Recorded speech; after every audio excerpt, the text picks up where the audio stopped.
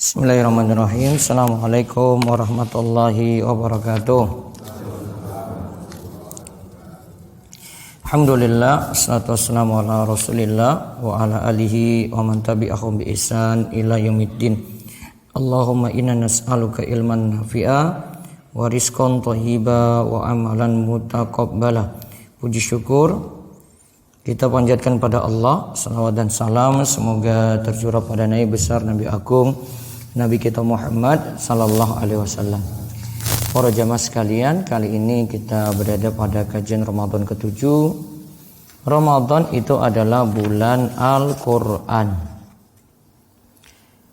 Dalam hadis sahihain riwayat Bukhari dan Muslim, ada hadis yang menyebutkan semangat Nabi sallallahu alaihi wasallam dalam mengkaji Al-Qur'an. Saking Ibnu Abbas, dari Ibnu Abbas radhiyallahu anhu, ia berkata, "Kana Nabiyyu sallallahu alaihi wasallam ajwadan nasi wa ajwadu ma yakunu fi Ramadan hina yalqahu Jibril wa kana Jibrilu alaihi salam yalqahu fi kulli lailatin min Ramadan fayudarisuhu al-Qur'an fala Rasulullah sallallahu alaihi wasallam ajwadu bil khairi min rihil mursalah."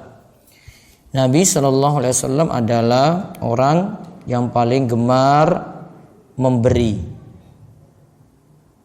Semangat beliau dalam memberi lebih membara ketika di bulan Ramadan.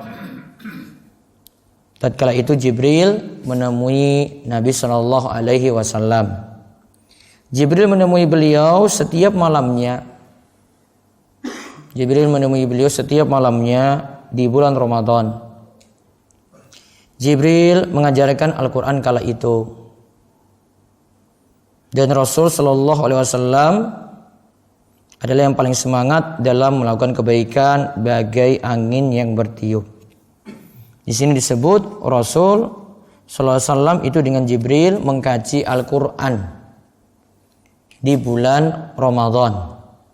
Ibnu Rajab Al-Hambali rahimahullah berkata, hadis ini menunjukkan bahwa kaum muslimin dianjurkan untuk banyak mempelajari Al-Quran pada bulan Ramadan dan berkumpul untuk mempelajarinya. Hafalan Al-Quran pun bisa disetorkan pada orang yang lebih hafal darinya. Dalil tersebut juga menunjukkan dianjurkannya banyak melakukan tilawah Al-Quran di bulan Ramadan. Jadi bisa banyak baca, bisa menyetor. Juga disebutkan dalam hadis bahwa Nabi SAW biasa menyetorkan Al-Quran pada Jibril tiap tahun. Dan 2 kali di tahun diwafatkannya Nabi SAW. Dan yang paling bagus Al-Quran disetorkan di malam hari. Karena saat itu telah lepas dari kesibukan. Jadi Al-Quran sangat bagus, sangat tepat kalau disetor pada malam hari. Karena lebih tidak sibuk di malam hari. Sebagaimana Allah Subhanahu wa taala berfirman dalam surat Muzammil ayat ke-6, "Inna nasyi'atal laili hiya asyaddu wa ta'aw wa aqwamu qila." Sesungguhnya di waktu malam itu lebih tepat untuk khusyuk dan bacaan di waktu itu lebih berkesan. Nah, itu dalil-dalil tadi itu menunjukkan kita diperintahkan untuk mengkaji Al-Qur'an. Ditambah lagi bulan Ramadan itu adalah bulan Al-Quran. Syahrul Ramadan alladzi unzila fihi Al-Quran. Bulan Ramadan itu adalah bulan diturunkannya Al-Quran.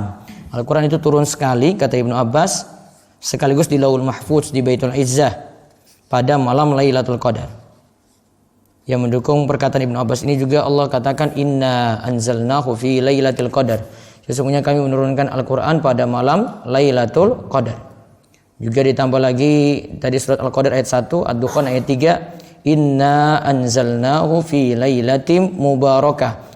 Sesungguhnya kami menurunkan Al-Quran itu pada suatu malam yang diberkahi. Berarti malam Lailatul Qadar itu malam yang diberkahi.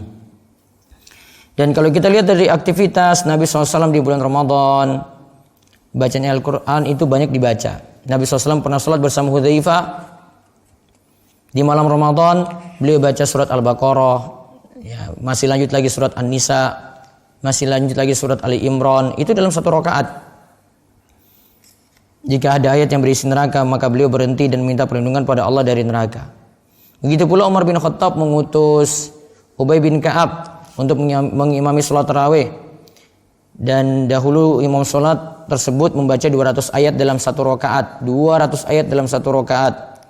Sampai-sampai ada yang jemaah pakai tongkat karena saking lama berdirinya.